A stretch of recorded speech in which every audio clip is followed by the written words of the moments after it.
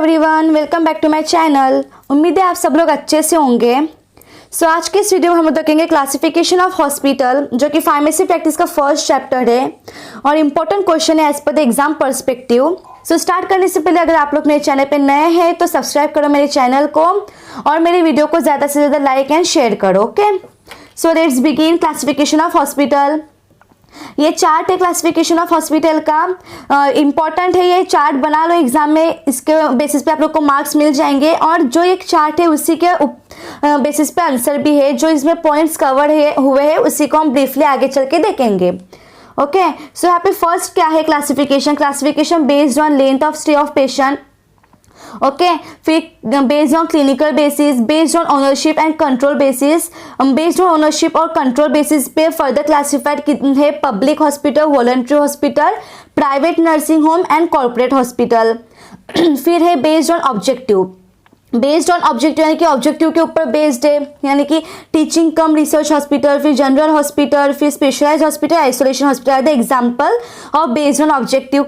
Okay, next based on size के ऊपर वो बेस्ड है and based on size it is further classified into teaching hospital, district hospital, taluka hospital. Okay, next and primary health centre भी उसी में आएगा। Next based on management क्या है? Based on management is classified into union government और government of India, state government, local bodies and autonomous bodies, private and voluntary agencies. So ये chart है। Okay, based on management and last one is based on cost and level of care. Based on cost it is classified into elite and budget and level of care में primary, secondary, tertiary आएगा, जो आगे चल के हम लोग देखेंगे। Okay, सो चलो देखते हैं वन बाय वन हम लोग। सो based on the length of stay of patient it is hospital is classified into acute care hospital and chronic care hospital. Okay, so in a hospital a patient stays for a short term for the treatment of acute disease. Okay, and while for the treatment of chronic disease a patient stays in hospital for long term. Okay, यानी कि क्या patient hospital में एक short term के basis पे stay करता है या फिर लॉन्ग टर्म। अब पेशेंट है, उसको अगर बीमारी हुई है तो वो हॉस्पिटल में एडमिट होता है, तो कम समय के लिए एडमिट होता है या फिर ज़्यादा समय के लिए एडमिट होता है, डिपेंड ऑन द सिचुएशन और उसका डिसीज के ऊपर डिपेंड करता है। अगर पेशेंट हॉस्पिटल में कम समय के लिए कम टाइम के लिए एडमिट होता है तो उसको यानी कि for the treatment of acute disease, यानी कि उसको अगर कौन सा एक्यूट डिसीज हुआ है जैसे कि निमोनिया हुआ है, पेप्टिक अल्सर या फिर गैस्ट्रोएंटेराइटिस जैसे छोटी बीमारी हुई है जो जल्दी से रिकवर होगी, तो उस बेसिस पे वो पेशेंट हॉस्पिटल में शॉर्ट टर्म कम समय के लिए एडमिट होगा और एक्यूट डिसीजेस को ट्रीट करने के लिए। और जो शॉर्ट टर्म के लिए एडमिट होगा उसको हम लोग बोलेंगे एक्यूट केयर हॉस्पिटल, यानी कि कम समय के लिए। और कोई पेशेंट को बहुत बड़ी बीमारी हुई रहती है, जैसे कैंसर हुआ रहता है, टीबी, लेप्रोसिस, साइकोसिस, तो उस कंडीशन में पेशेंट को बहुत टाइम तक हॉस्पिटल में रहना पड़ता है for the treatment of chronic diseases. Okay, तो ऐसे कंडीशन में हम उसको क्रॉनिक केयर हॉस्पिटल में कैटेगराइज करेंगे, यानी कि शॉर्ट टर्म यानी कि acute care hospital and long term यानी कि chronic care hospital. Acute care यानी कि जहाँ पे एक्यूट डिसीजेस का ट्रीटमेंट होगा for a short time period, and chronic care यानी कि जहाँ पे क्रॉनिक डिसीजेस का ट्रीटमेंट होगा for the long period of time. Okay, next है classification based on clinical basis. So based on clinical basis it is classified into anatomical, physiological specialisation. Okay, next है client group and third is system of medicine. अब हम इसको देखते हैं क्या है। So classification based on clinical basis में देखो, फर्स्ट है अपना based on the anatomy and physiological specialisation किस में आएगा? फर्स्ट इज ईएनटी आएगा, यानी कि ear nose throat hospital. Second है eye hospital, third orthopaedic hospital, fourth is kidney hospital, यानी कि स्पेशलाइजेशन के ऊपर बेस है ये एनाटॉमिकल फिजियोलॉजिकल स्पेशलाइजेशन।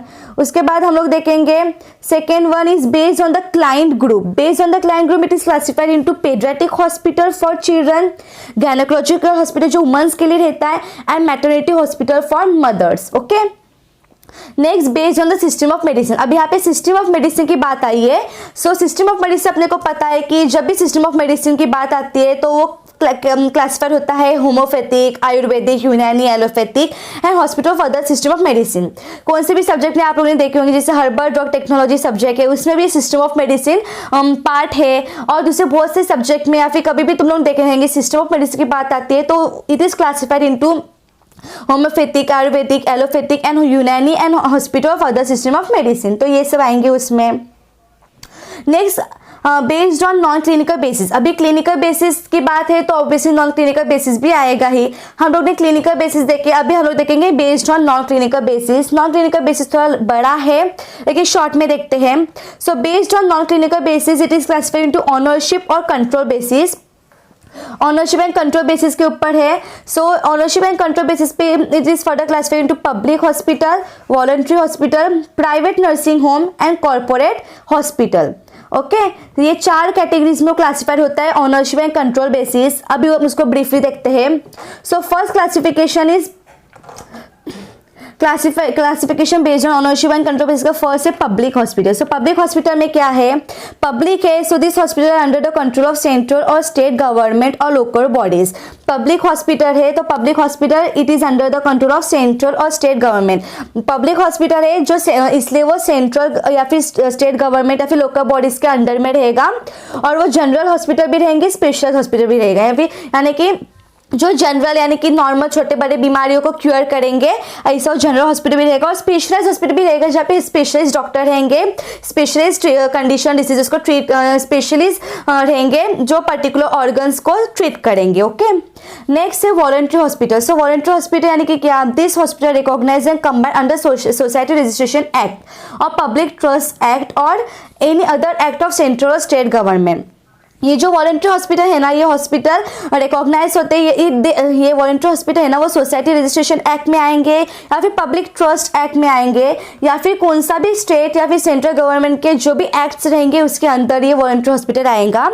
और this are supported by private और पब्लिक फंड्स और नॉन कमर्शियल बेसिस। ये जो वॉलंटरी हॉस्पिटल है ना वो प्राइवेट और पब्लिक फंड के ऊपर बेस रहेगा, यानी कि वो सपोर्टेड प्राइवेट और पब्लिक फंड से वो सपोर्ट किया रहेगा।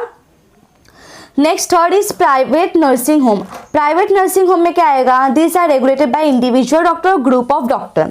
प्राइवेट नर्सिंग होम यानी कि जो प्राइवेट रहता है ना क्लिनिक्स वगैरह, वो जो एक डॉक्टर या फिर ग्रुप ऑफ डॉक्टर उसको रेगुलेट करेंगे, उसको चलाएंगे, जहाँ पे पेशेंट जिसको एज की प्रॉब्लम है या फिर कुछ बीमारी है, इंजरी वगैरह है, क्रॉनिक डिसीज है वगैरह, जो भी डिसेबिलिटी है कुछ भी है वो यहाँ पे एडमिट होंगे। ओके, नेक्स्ट है कॉर्पोरेट हॉस्पिटल। सो कॉर्पोरेट हॉस्पिटल में क्या है, corporate hospital public limited companies run करते हैं। Okay, public limited companies run करते हैं और वो कंपनीज एक्ट के अंदर फॉर्म होते हैं।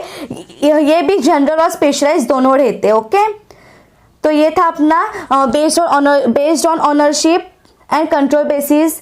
अभी नेक्स्ट है अपना based on objective. Hospital classified based on objective. Objective के इसमें पहला टीचिंग कम रिसर्च, फिर specialise, general and isolation hospitals. Okay, so अभी हम इसको देखते हैं ब्रीफली।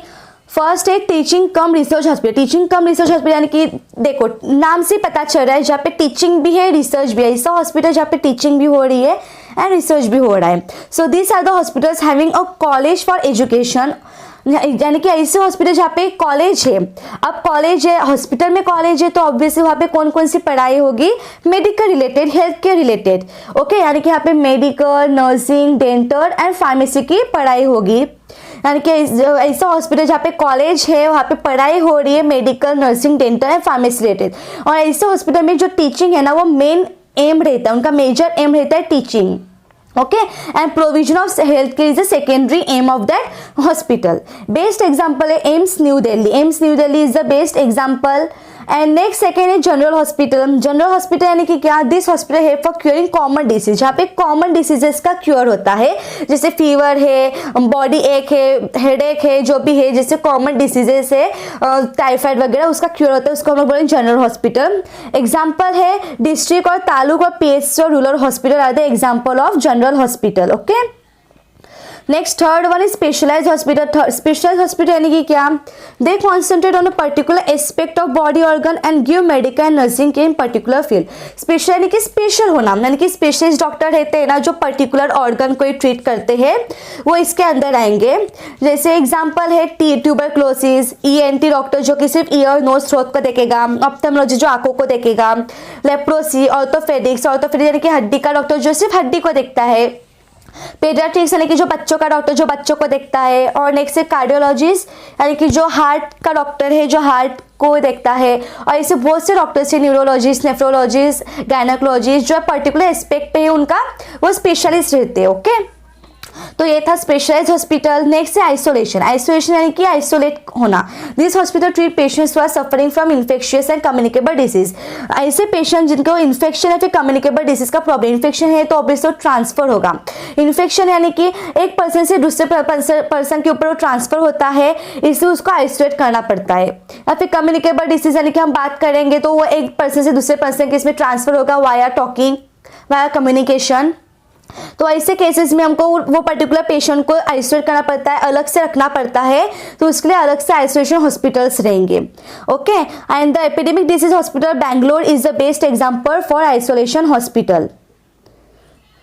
नेक्स्ट है classification of hospital based on the size. अभी साइज के ऊपर वो क्लासिफाइड है teaching hospital, district hospital, taluka hospital and PH primary hospital. Four इसमें क्लासिफाइड, हम इसको ब्रीफली देखते हैं। So first is teaching hospital. Teaching hospital में क्या है 500 बेड्स है and can be increase according the number of student. And teaching hospital में 500 बेड्स रहेंगे, लेकिन वो नंबर ऑफ स्टूडेंट के ऊपर डिपेंड, अगर ज्यादा बच्चे तो इंक्रीज हो सकता है, beds it can increase. Okay, next है डिस्ट्रिक्ट हॉस्पिटल। डिस्ट्रिक्ट हॉस्पिटल में 200 बेड्स रहेंगे और वो भी इंक्रीज होगा डिपेंडिंग ऑन द पॉपुलेशन के ऊपर वो इंक्रीज होगा, it goes up to 300। Next taluka hospital. Taluka hospital में 50 बेड्स रहेंगे और वो भी इंक्रीज होगा depending upon the population. And last is PHC primary health centre, उसका 6 बेड्स रहेंगे, वो भी इंक्रीज होगा, increase up to 10 depending on the needs के ऊपर है। ओके, नेक्स्ट है classification based on the management. तो मैनेजमेंट के ऊपर है, तो मैनेजमेंट के ऊपर वो क्लासिफाइड है, it is classified into union, it is union government, local bodies, state government, autonomous bodies, private and voluntary agencies, इसके अंदर वो क्लासिफाइड है। ओके, सो अब इसको भी ब्रीफली देखते हैं। सो फर्स्ट है यूनियन गवर्नमेंट। यूनियन गवर्नमेंट या फिर government of India. Okay, classification based on management में फर्स्ट पॉइंट है अपना यूनियन गवर्नमेंट और government of India. So government of India है तो this hospital are controlled by government of India, यानी कि गवर्नमेंट ऑफ इंडिया के बेसिस पे वो क्लासिफाई होता है, तो ऑब्वियसली वो हॉस्पिटल क्लासिफाइड होगा, वो कंट्रोल द हॉस्पिटल कंट्रोल होगा गवर्नमेंट ऑफ इंडिया से। ओके, नेक्स्ट है state government. So this hospital control by state और यूनियन टेरिटरी। एकदम सिंपल है क्लासिफिकेशन में, फर्स्ट यूनियन गवर्नमेंट या फिर गवर्नमेंट ऑफ इंडिया है तो उसके अंदर तुम लोग एक सिंपल लाइन लिखोगे कि this hospital control by government of India.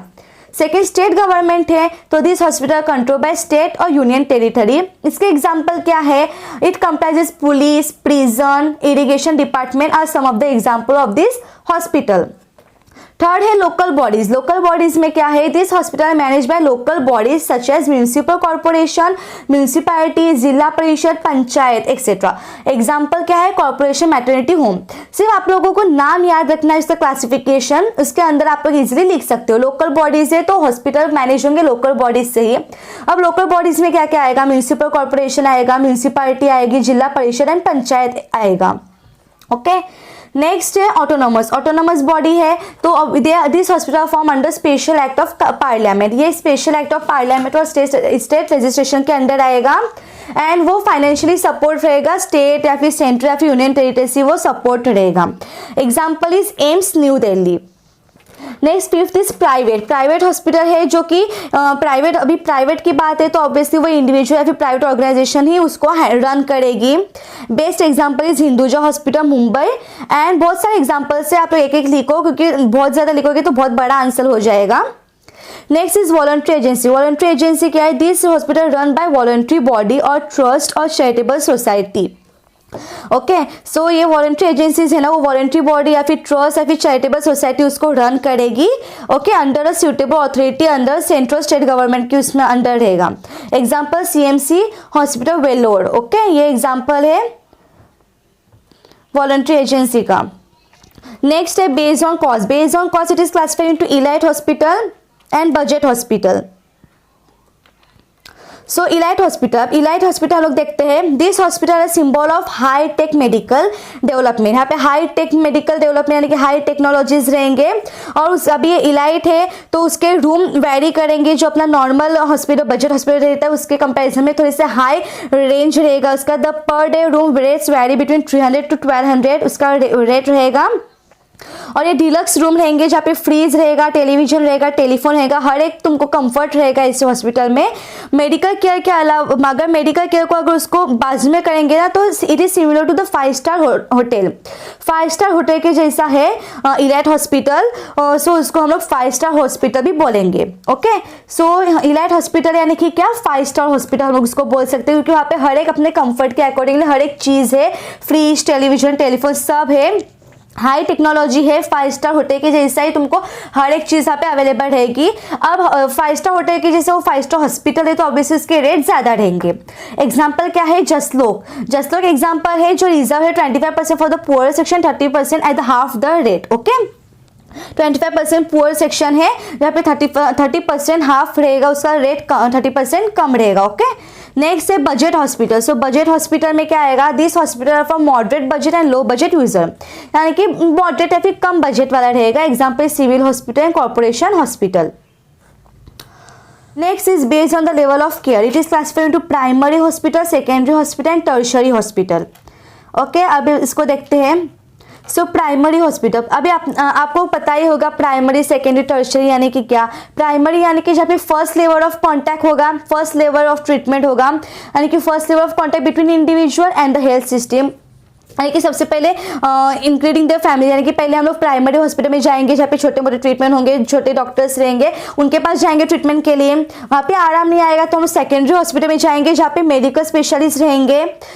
Okay, वो do not have direct contact with patient, यानी कि डायरेक्ट अपना कॉन्टैक्ट उनका डायरेक्ट कॉन्टैक्ट पेशेंट से नहीं रहेगा। सेकेंडरी हॉस्पिटल में वही लोग जाएंगे जो प्राइमरी हॉस्पिटल से रिफर किए गए रहेंगे।